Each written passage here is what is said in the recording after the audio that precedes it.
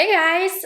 So I received this weekend the last part of my bronze collection order from McGrath, which was just an eyeshadow quad. So we're gonna put it on my face today. If you are curious about the bronzers, I'll be putting them on my face today as well because why the heck not? But I do have a full dedicated first impressions review on these, and my opinion has not changed since that review. So what I said there stays. I am looking at my monitor and I'm like freaking out because I updated, I guess upgraded my makeup storage to a white IKEA calyx that's bigger. Look at this. Beautiful. And I'm so used to the contrast of the black that I'm looking and I'm like, something's off with my camera. And you can fast forward if you're not interested, but I'll catch you guys in the next one. Bye guys, have a good one. I am going to decorate right here, and then this will be my new background. It's very similar to what I had when I was living at my parents' house, but I just love it. I love how bright my videos are going to be now. I'm going to have to get some pops of color in. But anyways, fellow decorators, if you are good at decorating, any ideas? Would very much appreciate it. Also, figured we got going, I might as well continue going with this nonsense. My hair looks wet because I put a really heavy-duty curl cream in here, and the consequence of that is it makes my hair look wet for like 5 hours, but I got out of the shower at a respectable time. But let's get into it. So, McGrath launched the big bronze collection, and with the eyeshadow palette that is new, it unfortunately wasn't shipping out right away, which has been happening a lot with her collections lately. So it shipped out, I think, April 10th or 11th. I got it this weekend, finally. This is called the Divine Bronze Luxe Eyeshadow Palette in the shade Venusian Sunrise. Now, why I'm excited about this, you can get it for 20% off if you're Rouge at Sephora.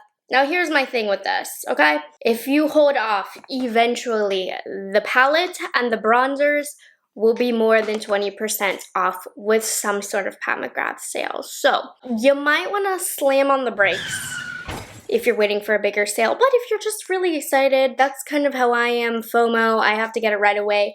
Now is a great time to pick it up from Sephora because McGrath normally waits till the newer items go on sale. So that's why I wanted to cover it. And I'm excited because Sephora also did get the bronzers. So yeah, that's really excited. I'm excited about that. So let's look at the packaging. I'm going to turn the lights down because I'm not used to it being so bright in here. It's the same packaging as the bronzers, just a little bit bigger. And then in the back, it has all of the details, the ingredients, if you need to take a look. The palette is made in Italy and has an 18-month shelf life and all of that good stuff. I really like this packaging. I didn't think I would be as into it as I ended up being. Now, the packaging itself is like the bronzers. Also, here is one of the new bronzers with all my dirty fingerprints on it. It is slightly larger than the bronzer packaging. And, you know, it says same style packaging as her Super Luxe Mothership palettes, which is really exciting. And it's a magnetic closure and opening. You do have a mirror, and here are the 4 shades, which I will go over in a second. But I just want you to get every aspect of the detail here because it is very luxe. 5.2 grams of product, and then here are the names. This is $58, but like I said, you are able to get it on sale at Sephora right now, or it might will eventually go on sale at McGrath's website. So, they describe this as an alluring eye quartet that helps you create a limitless wardrobe of sensuously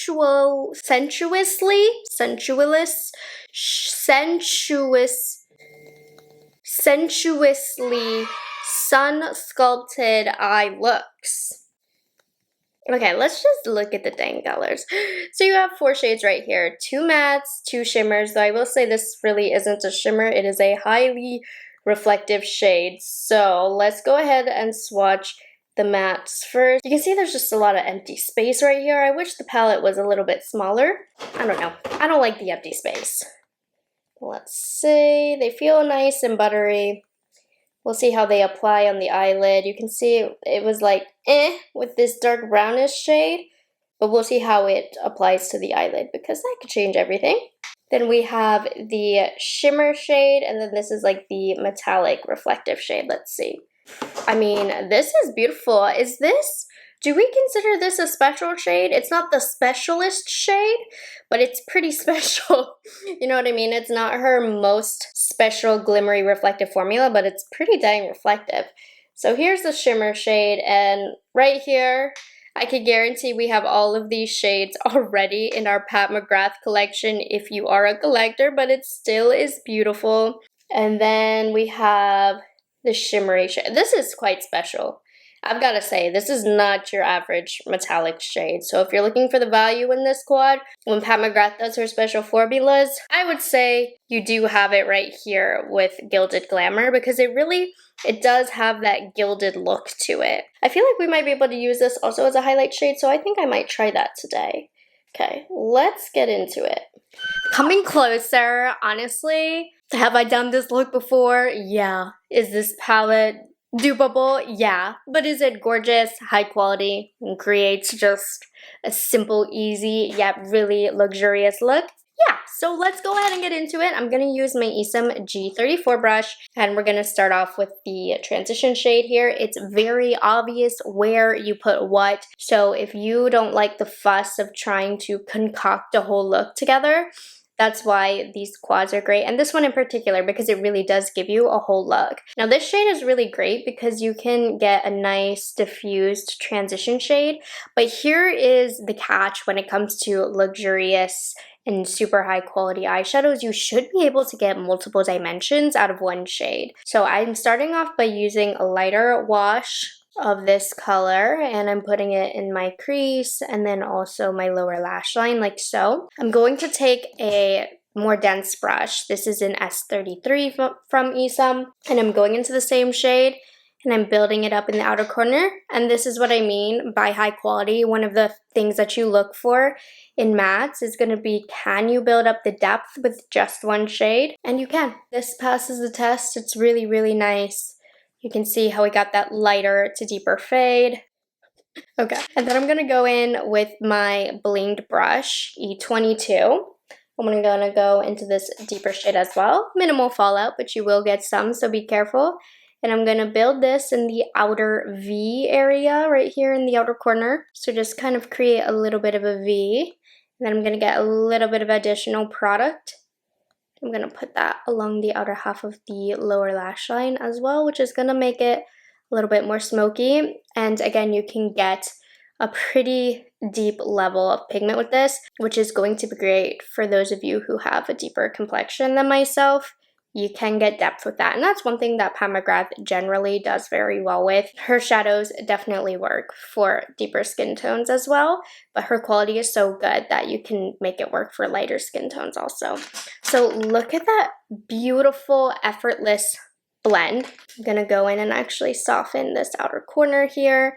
I'm going to take my detail brush that I use for concealer and underneath my brows, and I'm just going to clean up this area right here, make it look a little cleaner. And then going into the shimmer shades, I want to show you how this shade right here applies with a brush. So this is a W21 from Esom. It has a good stiffness to it, which is great for applying shimmer shades, but you can see we're getting a sheer layer. It's definitely very pretty, but you might need to build up if you're looking for more oomph.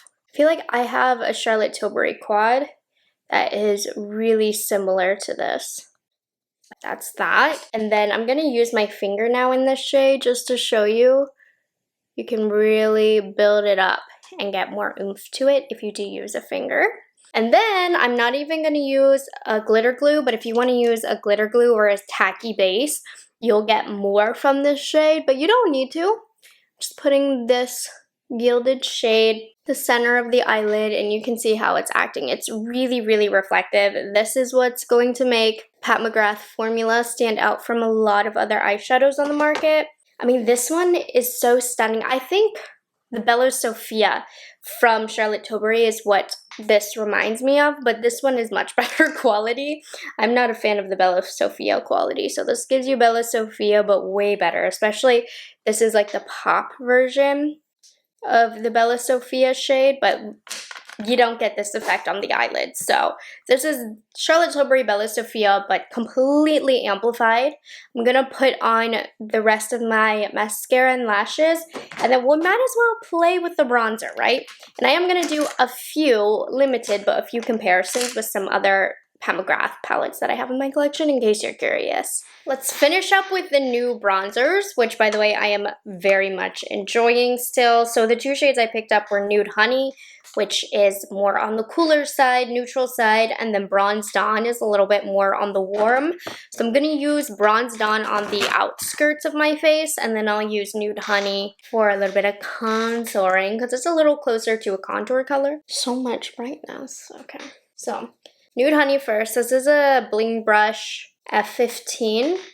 Really beautiful application, and if you did miss my review on it, basically it's a good bronzer, right? If you asked me, you know, Morgan, what are some good bronzers at Sephora, I would list the Pat McGrath one. But there's also a lot of good bronzers just in general on the market. The drugstore has some really good ones as well, so it's not a standout, you know what I mean? You don't need to absolutely have this, but she came out with a good formula.